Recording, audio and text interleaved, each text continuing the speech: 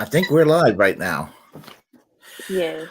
Hello, we are live right now. I am Willie Bragg, host of the Willie Bragg Show, and Autumn, is your last name available, or if you want to keep it Oh yeah. anonymous?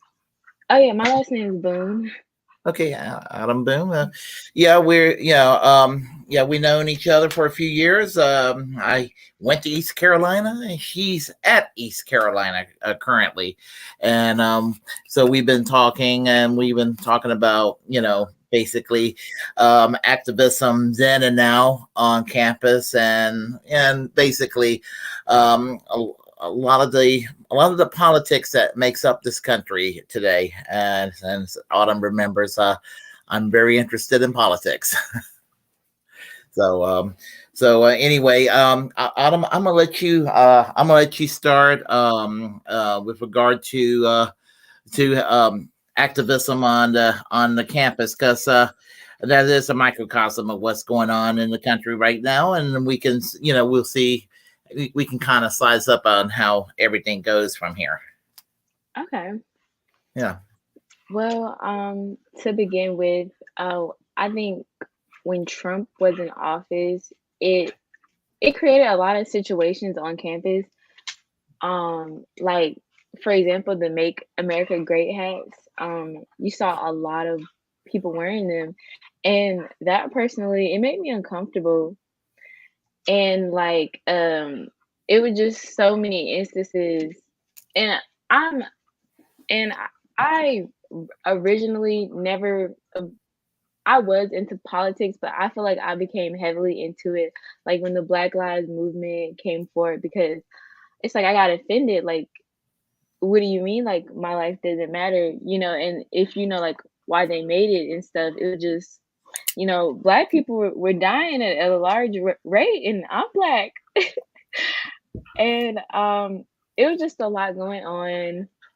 I remember when Biden was elected into office, they had it like there's this student center, and they had like a TV, and some kids, they were like, Biden is not my president. Like, it was just a lot going on, but it's gotten a lot better since Biden's been in office. I've been going to ECU since 2018.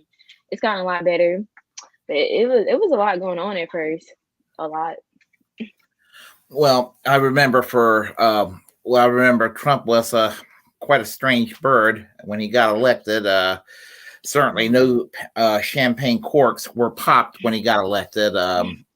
I was very mad on two counts. Um, I mean, obviously, Trump getting elected and having the choice to choose between Hillary Clinton and Trump, when it could have been, from my perspective, Bernie Sanders and Trump. Oh yeah, Bernie. Bernie Sanders would have, in my opinion, would have won and all of that. But and I think, now I have my doubts on how well he could have governed, because I think that basically the Republicans would have been like totally against him, and I think that pretty much half the Democratic Party would have been against him as well. So that there would have been a dilemma there. But having that said, I mean, it's pretty scary what's going on. This country is really divided with that January 6th insurrection last year, and there are people out there that sat there and justify it. It's comical in the sense that these people were delusional. I mean, I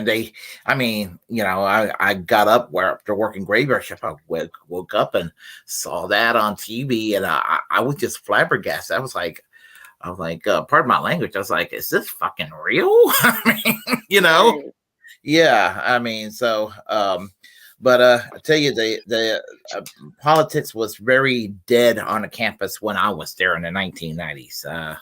I mean, I was active with the College Democrats at the time, and even they did not have they just kind of played it safe a whole lot. So, and I took it from there, and I kind of taken a more radical turn since then. But with regard to Black Lives Matter, I have to I have to let people know who are skeptical or even harshly critical that it's not this scary organization people think it is, or a movement. Is The police brutality is a problem. It is a problem, and I've seen it myself at ECU. I mean, I've seen two black guys get arrested, and they did absolutely nothing but just being on Fifth Street with a lot of other folks, and the police actually literally signaled them out and arrested them. And that's the God honest truth. And unfortunately, they did community service and everything like that. And I was trying to get folks to contact the ACLU and all that. I mean, but nobody wanted to hear my suggestions. They just thought I was just a crazy person. So, maybe I am. Mm-hmm. So anyway, so that was my time at East Carolina in the 1990s, and the difference between, I guess, your generation and mine, at least there's a little more of a political awareness that my generation kind of lacked. There was a lot of they either lean in a more conservative direction, but they weren't really strongly conservative, the younger folks, or they didn't have any real set of politics at all. So I was the crazy lunatic radical on campus at the time. So and times have changed, I guess. So I would be pleased walking on the campus today, knowing that there are probably a few more people who are like-minded, whereas they were far and few in between back then for me. Mm-hmm. Did a lot of partying. Oh yeah, we have that. You already know. But they have cracked down on it over the years. I mean, for what I've understand. I guess I don't know how it is at other schools, but anyway. So that's what's just haven't been there in quite a while. So I think I should go and visit the town and visit the campus again, just for old time's sake. You should. Mm-hmm. Oh, anyway. So what else have you observed on campus or outside of campus or in this country in general? Well, it's crazy. My friend, he was here last week, and he was out walking through campus, and he actually got detained. And they were like, the first question, he's black. The first question they asked him was like, "Are you selling drugs?" And this, that, and the third. And they were telling him it's illegal to walk through campus at night, but no, it's not, because I've walked through campus at night, like going to the library or something like that. And I was just like, they literally only did that because you're black. And like, ECU, it's a predominantly white school, it's a PWI. But Greenville itself, the town is like mostly black. So it's just like, that was something that I was just like, wow. But I mean, I see little things here and there. But I mean, it's like, what can you do? I just I don't really have much to say when I see the things happening. Like, I even had this one boss at ECU. I don't work there anymore, but she would make like not racist. That's not the word. I don't even know the word. She would just like make like weird comments about me being black. And I was like, oh. Mm-hmm. Oh, there's Hi. oh, okay. I'm sorry. It was kind of a muted for a second. Can you repeat that again? Oh, I'm having trouble here. Oh, Oh, can you hear me now? I can hear you now. Oh, where did you last hear me? I'm, okay. I wasn't sure. Let's see. You were somebody, a boss you were working for, and I guess there was some subtle racist comments that she was making. And I was just saying that it made me just uncomfortable.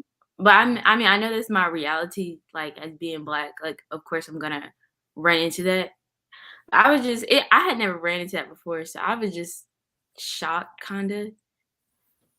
Well, But it is a reality. It is a reality, and some people want to act like it isn't a reality, and that it all went away. I've heard people say, "Oh, everybody stopped being racist 50, 60 years ago," and somebody's being divisive, they bring it up. No, it's still here. I mean, there's been improvement since the 1950s and 60s, but there's been some setbacks too, and so and there's been some horrible racism making a comeback. There's some people who are overtly loud about it, and that they used to kind of keep it under the lid at one time. I mean, they came out of their little racist closet.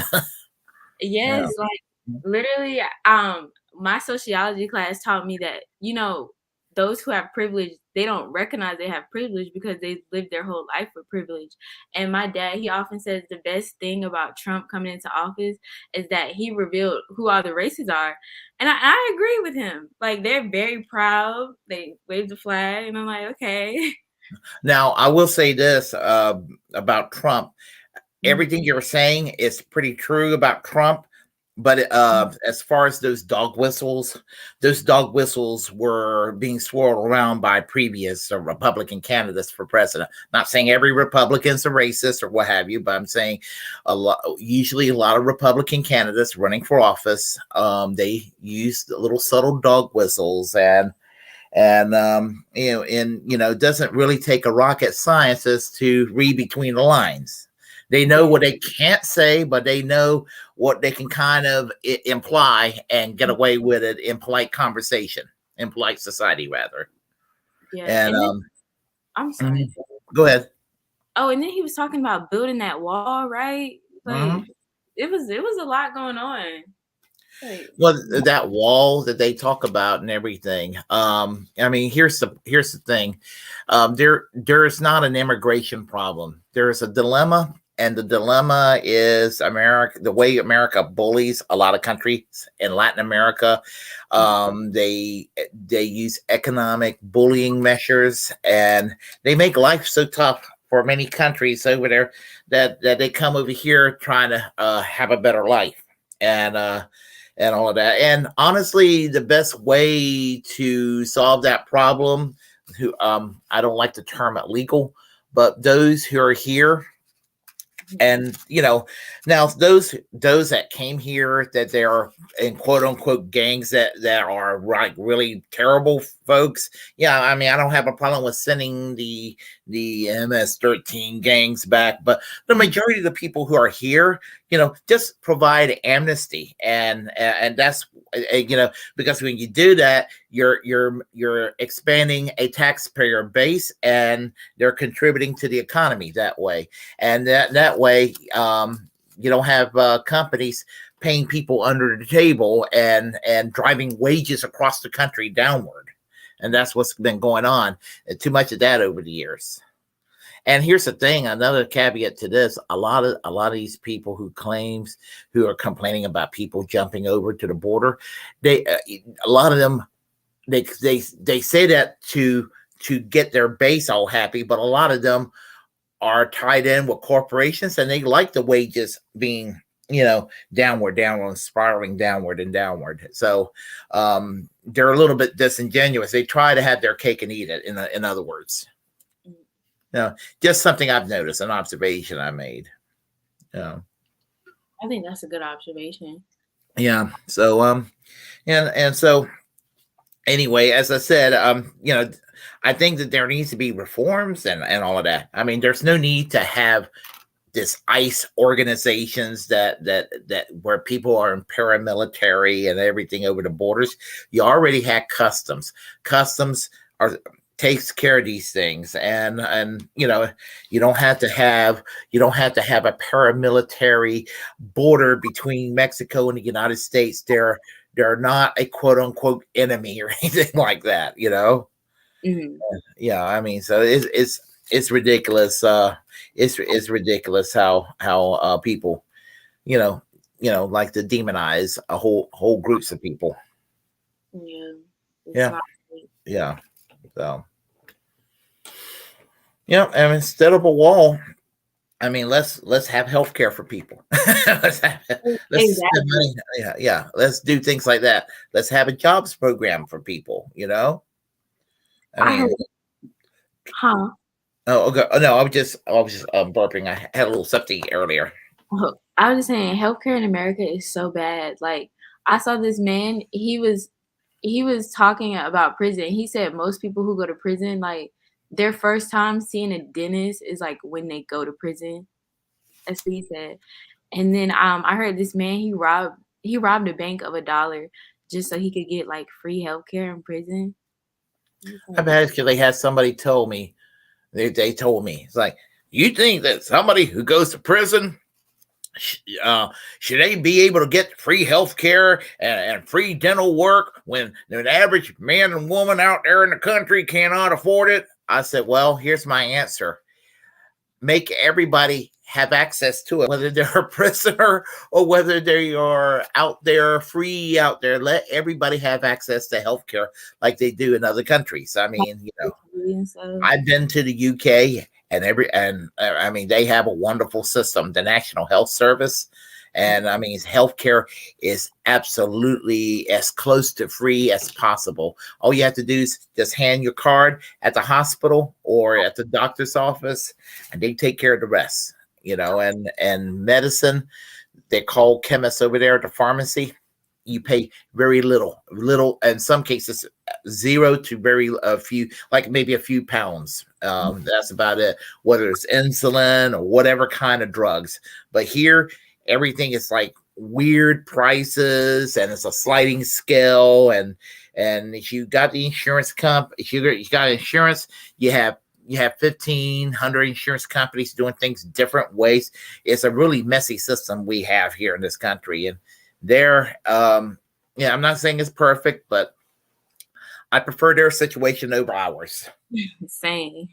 Yeah, I do. So and streets are safer. I mean, there's less crime. I mean, there's crime everywhere, but I mean, you can walk down the street and not have to worry about getting mugged or jumped. Because I was in London, and I remember I was walking through a borough called Bethnal Green. It looked like Durham. I mean, with the smoke stacks up to the sky and some of the closed down factories and everything. I was like, this kind of reminds me of Durham. But it's like I was walking around, and people were pretty friendly and all of that there. And I was like, I loved it. I love London. I only problem with England was everything was overly expensive. That was the drawback. Everything's twice what it is here. Oh, I didn't know that. Yeah. Yeah. So Ireland, things was a little bit cheaper. I was in Ireland 2.5 years ago. So I was in Ireland for a week, and things were a little bit cheaper. They go by the euro instead of the pounds. The British pound is more expensive. The euro is a little bit closer to the American dollar. So, and I highly recommend if you ever get a chance to go across the pond, go across the ocean, do it, because you only live once. That's a fact right there. Yeah, you only live once. And I'll tell you, I've been to England, I've been to Ireland, I've been to France, and I would go back again if I can. That's cool. I've never been to places. Yeah. So anyway, so that's what's going on there and everything. So so what kind of plans as far as activism in the future do you see for yourself? I feel like I always tell my mom, like, in another life, I feel like I would be out there protesting every day. But I have some things with that. Well, with one thing, like, you know how they're quick to arrest protesters? I said, you know how they're quick to arrest protesters? Yes, I do. Absolutely. Yes. Yeah, I was just like I'm really trying to basically get into the medical field when I'm older, and I'm already Black. So I'm just like, wow, if I have like things on my record, like there's no way that I could succeed. But like my stepfather, when protesting was at the peak, my stepfather's white, but he was out there protesting every day. I think I have a poster he even made under here. I don't know if I have it, but he was out there protesting every day.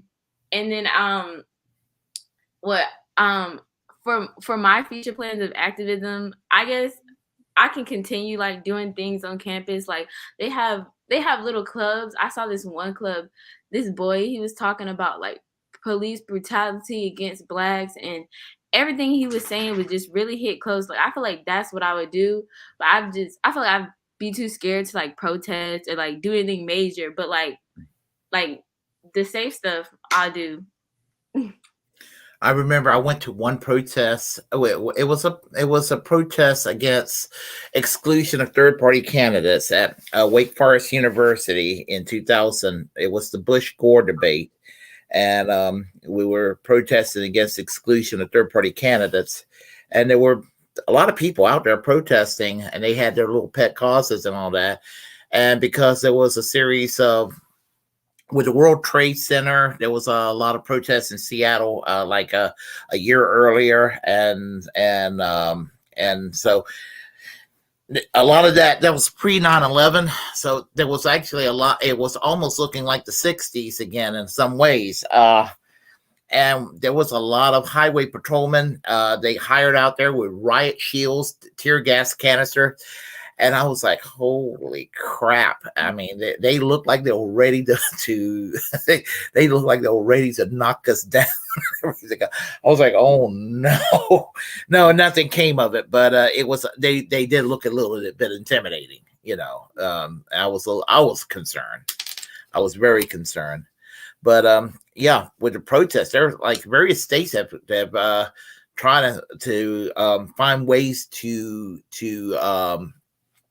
stop protesters from protesting. In Florida, Governor DeSantis last year signed legislation that basically gives the right for people who feels threatened in a car to actually, if they happen to run over people, it gives them a legal immunity where they can't be prosecuted. Yeah. So and the ACLU, I believe, have actually been trying to challenge that part of that particular legislation there. And so, and in Kentucky, they're actually making it against the law for you to backtalk a police officer. Even in North Carolina, you can kind of within reason backtalk a police officer, depending on the circumstances, and get away with it. But in Kentucky, with the previous governor, the what was his name? I cannot think of the man's name. He was horrible governor. But anyway, he signed the legislation where basically, insulting a police officer or back talking a police officer, they can actually just slap the cuffs on you and put you in prison, put you in jail. So. Mm-hmm. I feel like every time I see the police, or I am absolutely petrified. Like I remember I was riding the car with this boy one day, and he was speeding. They just gave him a ticket, and they were really nice to him because they were in the military, because he was in the military, even though that's not always the case. But I was really scared. I was like, oh no, I'm about to be a hashtag. Like I was so scared. Yeah. Oh, you were, yeah. And that is very unfortunate. It happens a whole lot.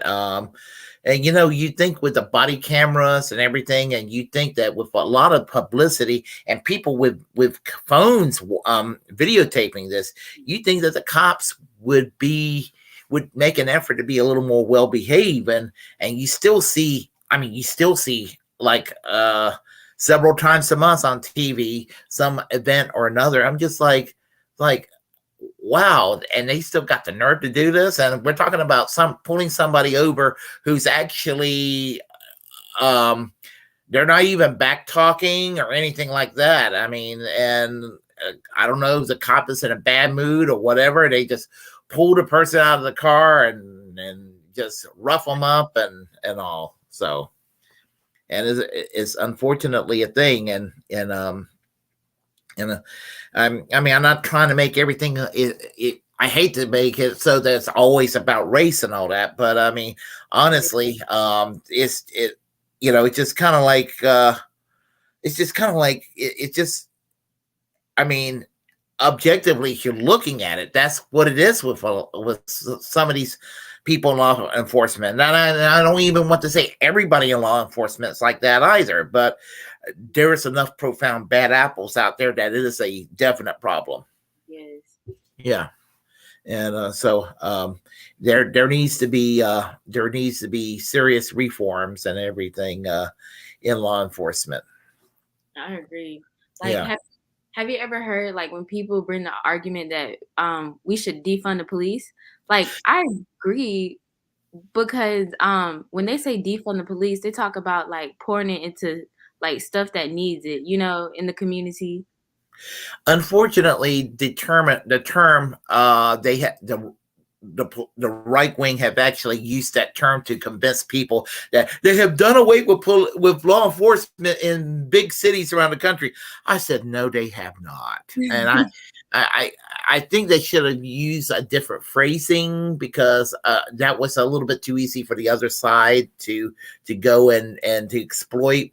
I know what is meant by defund the police, and I agree with it on principle. I just think that they should have just rephrased it, because a lot of folks on the right wing will try to take something out of context and turn it around.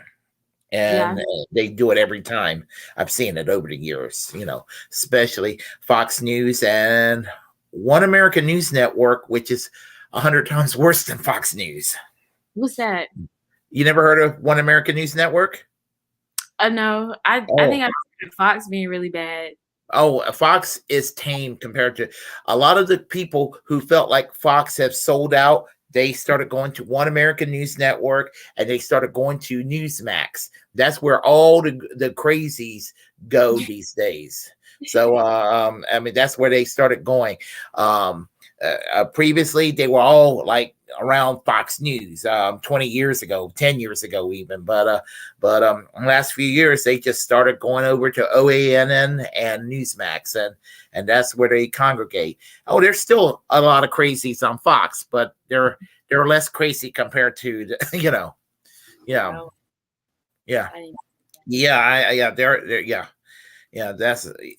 that is a fact.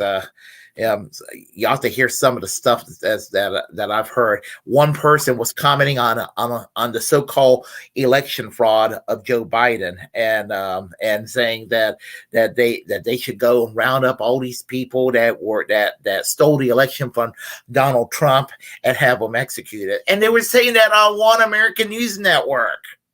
Oh wow. Yeah. I mean, I didn't vote for either candidate in the last. I vote third party as I normally do in each election, but I mean, Joe Biden won the election. I mean, he did. I mean, Bernie Sanders was my choice, but Joe Biden won the election, and Donald Trump lost because he didn't handle COVID right, and he was pardon my language, he was a fuck up. He really fucked it up, and people were wanting to go back to normal, and so that's what they went back to. And so, in fact, the people in 2020, the Trump supporters, they were making fun of Hillary Clinton supporters in 2016. I didn't vote for Trump nor Clinton in 2016 either. I voted third party, but they were making fun of how all the Clinton supporters were basically losing their shit and everything and having nervous breakdowns, whatever. At least they didn't go trying to barge into the U.S. halls of U.S. Congress, and all that. But just I don't know, it's crazy. And it's crazy because I was in DC like last summer, and you can't even get close to the Capitol anymore. Like they've changed it so much so that can never happen again. But I was like, wow, they really messed that up. Like if you go and see it, it's so different. Well, I mean, weird things have happened before. I mean, in the early 50s, a Puerto Rican nationalist, and actually I was a right-wing Puerto Rican nationalist. Actually, a woman went into the Congress and she took I believe it was a revolver, and started shooting at members of Congress in there. But that was like in the 1950s, and she was actually alive just a few short years ago. I think she's dead now. So, Oh. but I mean, she was a crazy woman. No, yeah, but yeah, she was with a small group called the Puerto Rican Nationalist Party. Yeah, which is, a lot of people will say, oh, there must be a radical Marxist organization. No, they were actually Puerto Rican Nationalist Party is a right-wing party that wants Puerto Rico to be independent totally from the United States and be kind of a fascist state, kind of the way Francisco Franco ran Spain or Augusto Pinochet running Chile. So, so anyway, you have nutcases around the world too,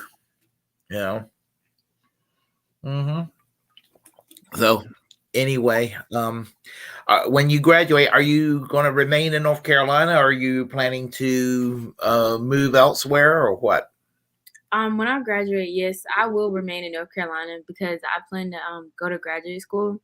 So after that, though, I'm not sure where I'll be. I'll probably remain in North Carolina because I want to stay close, like to my mom and stuff. Okay. All right. How's your mom doing? She's doing really well. She said hello. I told her you said hey last time. Okay. Yeah. Tell her I said hello again. Okay. Okay. I got you. All right. Yeah. So, yeah. Yeah. So have you thought about doing a podcast yourself on YouTube and maybe some other forums? I don't know. I haven't put much thought into it. I don't know.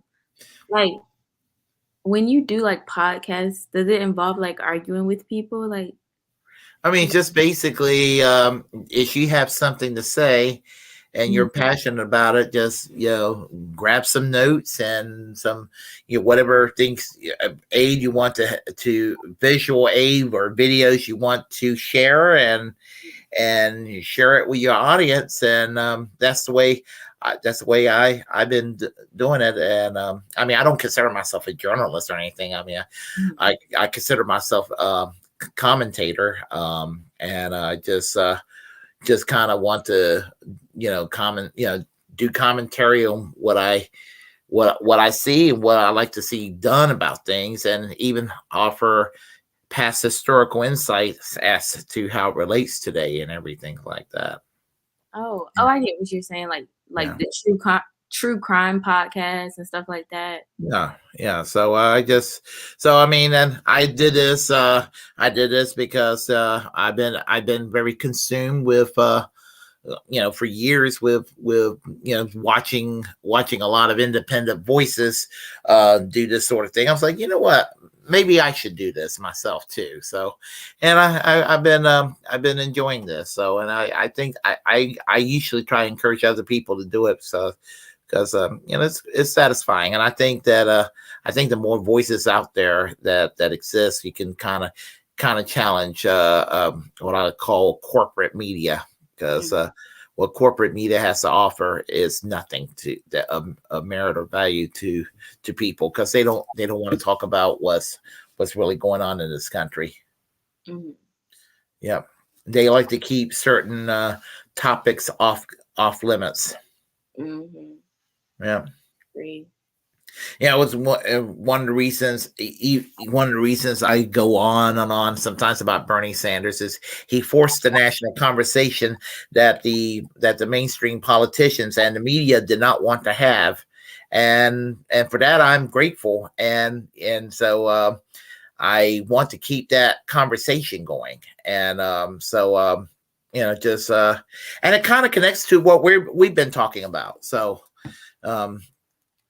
So that's kind of the way I'm seeing things right now. So, and all that. So I like that.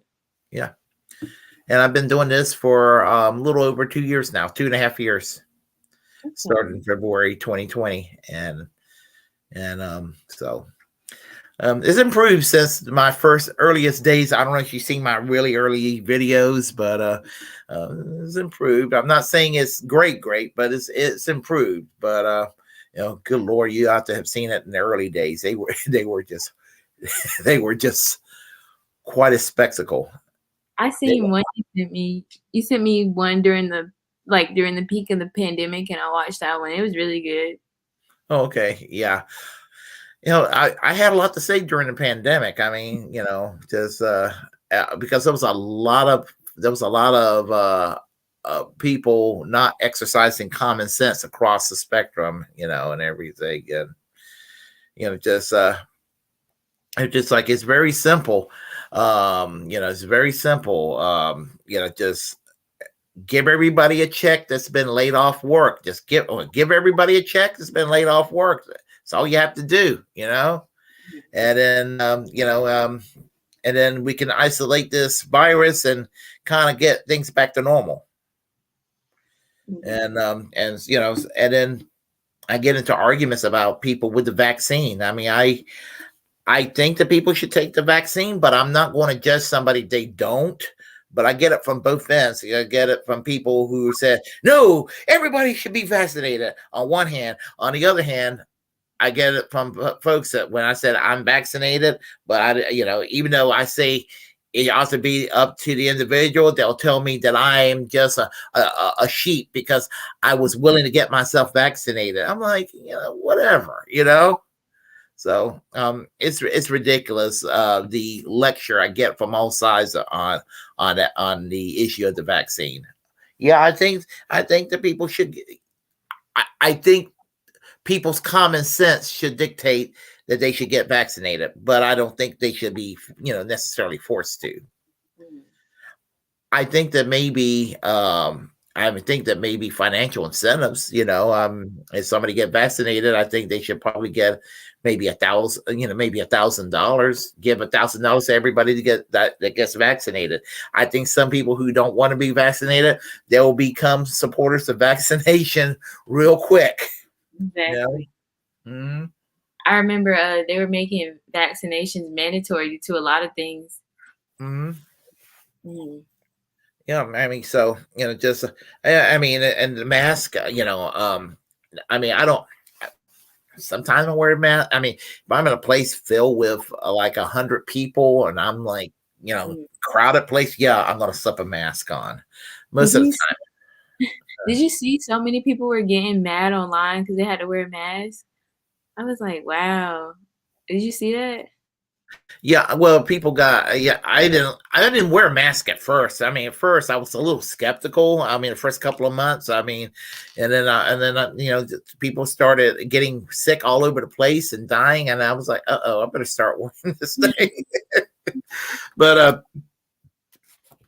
yeah, I mean, but I was always on the fence whether people should be forced to wear a mask or not. But again, I personally, at that point, I decided to wear a mask. At that point when it was like really out of control, the virus. But now I'm kind of glad things are, I guess, more or less back to normal. More or less, it's the new normal that we have. I mean, and I mean, I guess things are better in the sense that that I think most people are vaccinated, and if you still get COVID, your COVID is going to be mild compared to what it would have been otherwise.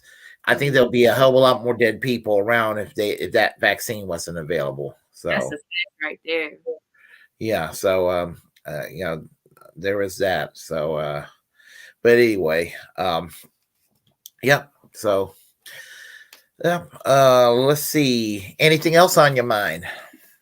No, this has been a good discussion though. Definitely mind stimulating, Right. Yeah. So So and you can tell your friends, hey, I'm on a YouTube. I got on a YouTube broadcast today. I mean, just you can check me out on YouTube. Yeah. Okay. Yeah, the late Andy Warhol, my favorite artist of the 20th century, brilliant artist, once said everyone would be famous for 15 minutes. You ever heard of that phrase? Everyone would be famous for 15 minutes. Mm-mm. Yeah, I mean, you've heard of Andy Warhol, right? Yeah, the name sounds Yeah, familiar. yeah. Check him out, Andy Warhol. He died in 1987. Just about everything you see on a shelf, whether it's a Brillo pad or a Campbell soup can, I mean, he pretty much designed most things that you see. Most staples you will see on a shelf in most most grocery stores. I mean, he came up with he was the one that kind of made the label, like the Campbell soup can. That was Andy Warhol, for example. And I mean, I know that's kind of innocuous. Nobody thinks about the Campbell soup can, but he was the one that came up with that particular design and everything. And I mean, he's done other things too over the years, and with regard to art and music and things of that nature. And he was an interesting individual when he was alive. And but anyway, he was also known for saying everyone will be famous for 15 minutes, every single person. So there you go. And I've been on TV several times, so I mean, I've been interviewed on the local news. I've been interviewed just I remember I was interviewed about the parking space at East Carolina at one time, because they were building a new parking space, and parking was kind of difficult, and they were asking me what I thought of it, and I said absolutely they need to make accommodation for all of us. We're having a tough time parking around, that was back in '94, and it's that one area where there's like a double deck parking space that's near Mendenhall today. Oh, I know we have a giant so people can park now. It's near the new student center, which is near Mendenhall. The student center was built in like 2018, I want to say. Yeah, I'm gonna tell you something that was kind of neat about the Joyner Library. And unfortunately, they tore it down when they did the new, when they split the building, and they had all those columns, and you walk through the columns and make that chiming bell sound over there. They used to have the stacks at that area, and there was an area where you could walk on down, and you would see what was an old fallout shelter, bomb shelter, for if there was ever a nuclear war attack. I mean, that was a place where people could go to if we were ever under a nuclear attack back in the days of the Soviet Union. That's gone. I mean, and it might be needed more than ever now these days with what's going on across the world. So I tell people, so the younger generation that did not know what it was like when the United States and the Soviets were mad at each other and have their, pretty much their nukes were aimed at each other all the time, what it was like. You kind of live day to day, and most of the time you really didn't think about it, but there were times you started to think about it, and you're just like, wow, if that day ever comes, we're all done for. And so we'll get a little bit gloomy occasionally thinking about it. Then we snap out of it and we go on with our day-to-day lives. And I'm having those moments again with what's going on in the Ukraine and Russia. So I'm actually having feelings about the 1980s that I forgot about. I'm having the anxiety occasionally that I used to have years ago. I mean, it's weird how time just sort of creeps back up and repeat itself. It's crazy, because that time was I mean, in a way, it's scarier because it was like all of a sudden, you know.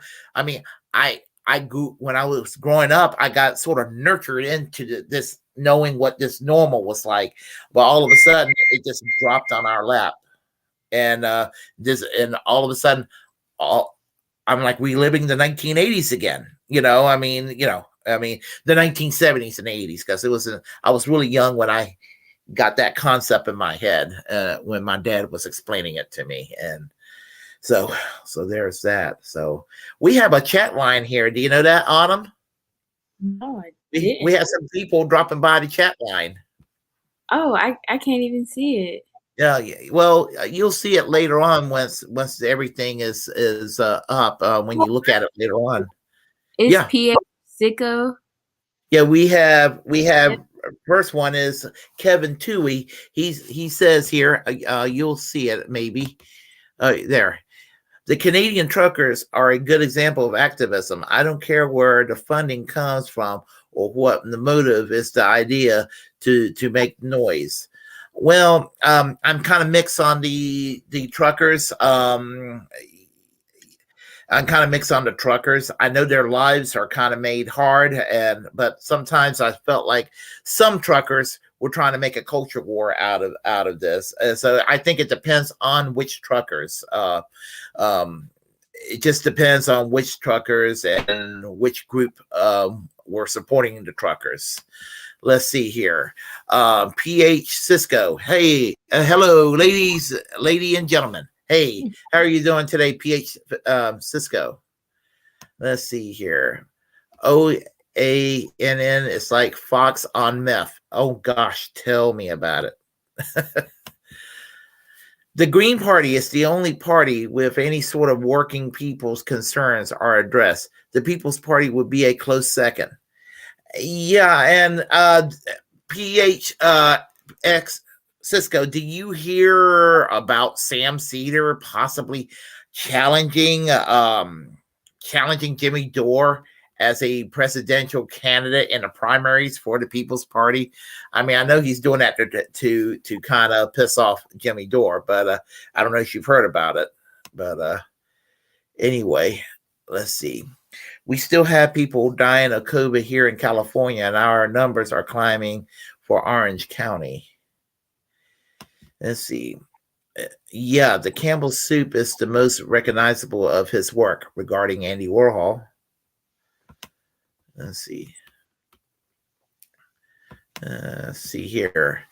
I almost got to work with Tupac back in the day. I was to do up their first website to sell merch for them. My gosh, that's quite impressive. Well, it didn't work out because he died before we could get everything started up. Oh, I'm sorry to hear that. Let's see here. Wow, Sam really is butthurt if that becomes true. Yeah, I get a little tired of Sam Cedar trashing Jimmy Dore weekly on his show. I mean, just for clicks, you know. I don't have a problem with him trashing on Dave Rubin, but you know, just Jimmy Dore. It gets tiresome hearing Sam Cedar, you know, do that. Only thing good about Sam Cedar is that he did agree initially with Jimmy Dore on force to vote, but unfortunately he changed his position real quick. Autumn, are you familiar with force to vote? No, I'm not. A talk show, YouTube commentator by the name of Jimmy Dore came up with the idea of force to vote, which basically was supposed to have members of Congress, such as Alexandria Ocasio-Cortez and members of the squad, to pressure Nancy Pelosi into allowing a vote on Medicare for all in the middle of the pandemic, to try to force a vote on it, because both parties have been doing everything they could to try to bury the issue of Medicare for all. So it kind of forced the issue out, and the squad were kind of reluctant because if Nancy Pelosi they were fearful if Nancy Pelosi was defeated or prevented from being Speaker of the House, that there will be wrath on AOC and other members of the squad. And actually, AOC ended up getting punished for this. And but I think it would have been a good idea to go on ahead and do the force the vote. And that was kind of controversial about a year and a half ago. That the issue of force the vote. I still believe force the vote was a good idea. Let's see. Let's see what he has to say here. Yeah, he should have stuck to dunking on grifters like Rubin.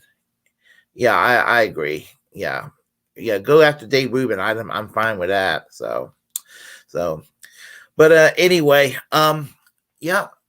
Oh, hold on a second. Yeah, he said one more thing here. Yes, force the vote was a great idea, and I say force the vote. I say force the vote on pretty much everything. That's what I say. Use the leverage. And I say use the leverage to force them to get the legislation we need to have to improve the lives of working people in this country. Absolutely. So Autumn, anything else you want to add? No, I had a great talk and I had a great time being here. Hey, it's great talking to you, and maybe hopefully in the future we'll see each other face to face again, and grab a cup of coffee or something like that. Yeah, nice. Yeah, and enjoy the rest of your time at East Carolina. Your college years are always your most fun times. Thank you. And I would know. They were, unfortunately for me, sometimes they were a little bit too fun. Yeah. And then there were I had some weird moments too. So, but yeah. All right. Well, listen, take care, and everybody take care. Subscribe to this channel if anybody's haven't subscribed yet. And I will see everybody soon, and I will be signing off. Okay. Bye, everyone. Bye-bye.